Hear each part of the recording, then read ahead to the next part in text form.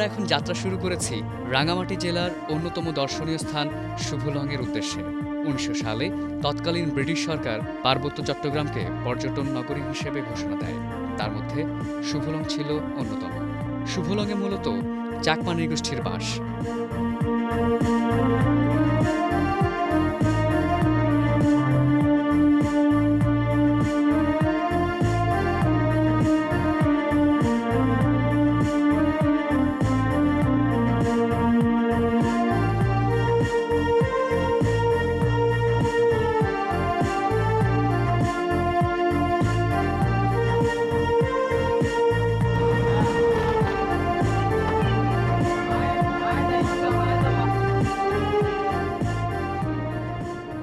কর্ণফুলী নদীর মাঝখানে অবস্থিত ২২০০ ফুট উঁচু শুভলং পাহাড়কে ঘিরেই মূলত শুভলং জনপদ। আর এই পাহাড় বেয়ে নেমে আসা অসংখ্য ঝর্ণা শুভলংকে করেছে আরও মনোমুগ্ধকর। যদিও ভরা বর্ষা ছাড়া ঝর্ণার দেখা মেলা ভার।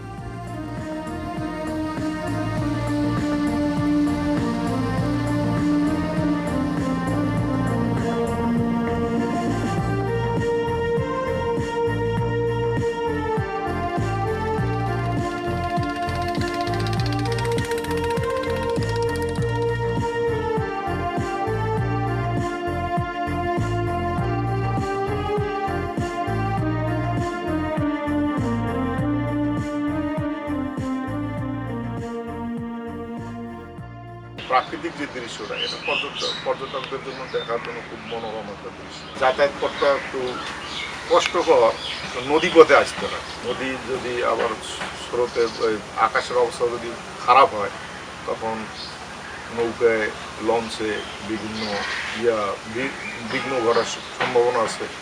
এর আগে এক প্রবাসী তার স্ত্রী সহ ঘোরার সময় নৌকো দিকে মারা গেছে।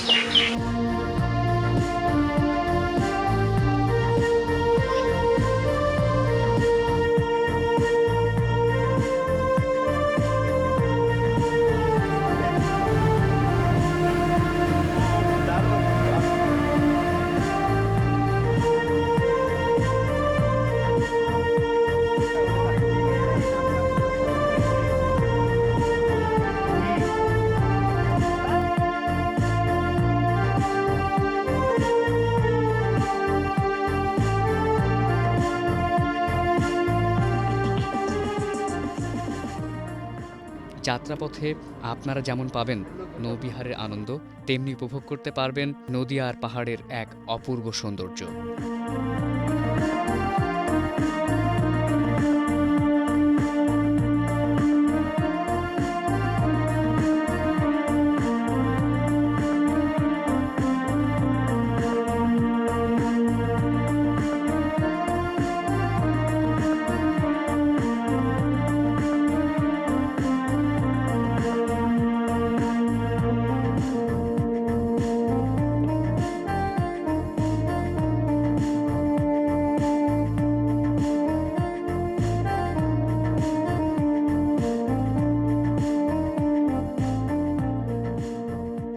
বর্তমানে শুভলং পাহাড়ে সেগুন গাছ লাগানোর ফলে শুভলং পাহাড়, ঝর্ণা ও প্রাকৃতিক পরিবেশ ধ্বংসের সম্মুখীন। কারণ একটি সেগুন গাছ প্রত্যেক দিন প্রায় ৫০০ লিটার পর্যন্ত পানি খায়, যার কারণে আজ অপরূপ শুভলংয়ের ঝর্ণাগুলো প্রায় মৃত। ভরা মৌসুম ছাড়া এগুলো আর দেখা যায় না।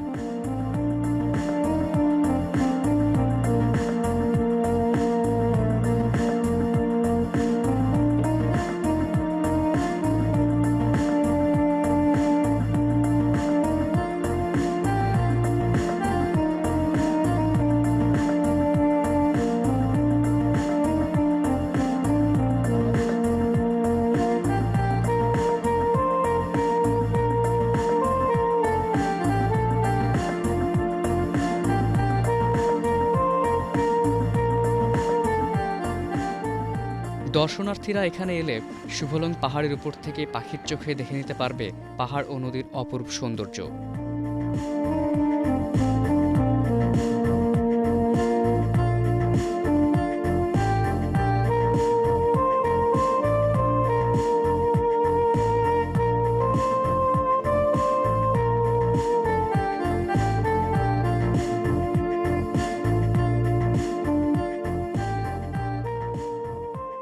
শুভলং হলো পাহাড়ের ওপর বসবাসকারী নৃগোষ্ঠীদের একটি বাজার, যেখানে নৌপথে প্রত্যেক শুক্রবার লংগদু, বাঘাইছড়ি ও জুরাছড়ি অঞ্চলের মানুষ তাদের উৎপাদিত খাদ্যশস্য, ফলমূল ইত্যাদি ওই স্থানে আনে এবং নৌকাতেই বিক্রি করে অন্যত্র পাঠিয়ে দেয়।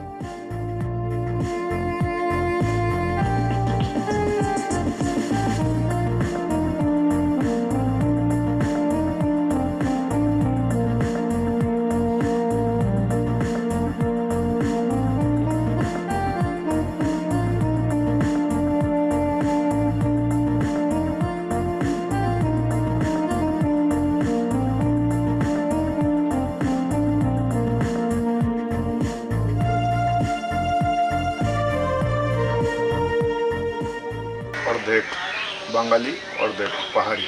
স্থানীয় আদিবাসী যারা আছে তারা বেশিরভাগই চাকমা সম্প্রদায়।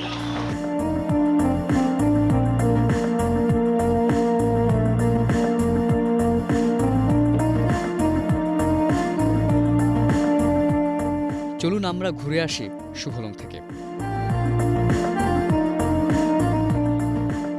এখানে একটা আর্মি ক্যাম্প আছে, উপরে টাওয়ার আছে। পর্যটক আসলে সেই টাওয়ারে উঠানামা করে ওই টাওয়ারের উপর থেকে বিভিন্ন দৃশ্য, পাহাড়ের দৃশ্য, পাহাড়ের মাছ দিয়ে আমাদের নদী গেছে, একটা সুন্দর একটা দৃশ্য।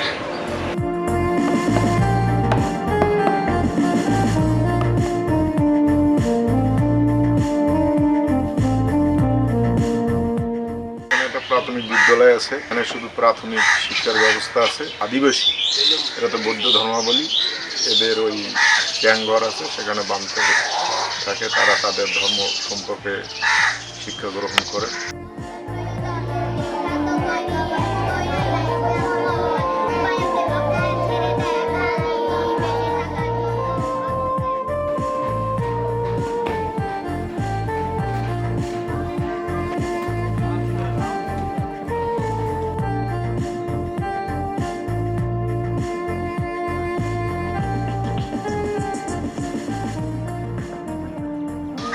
আমি দেশবাসীকে অনুরোধ জানাই, তারা যেন এই নদীপথে চলে, প্রাকৃতিক দৃশ্য, পাহাড় এবং নদী নালা এগুলো দেখে তারা উপভোগ করতে পারবে। তারা যেন এইখানে আসেন এবং এখানকার লোকের অতিথি পরায়ণতা এটা উপভোগ করতে পারে।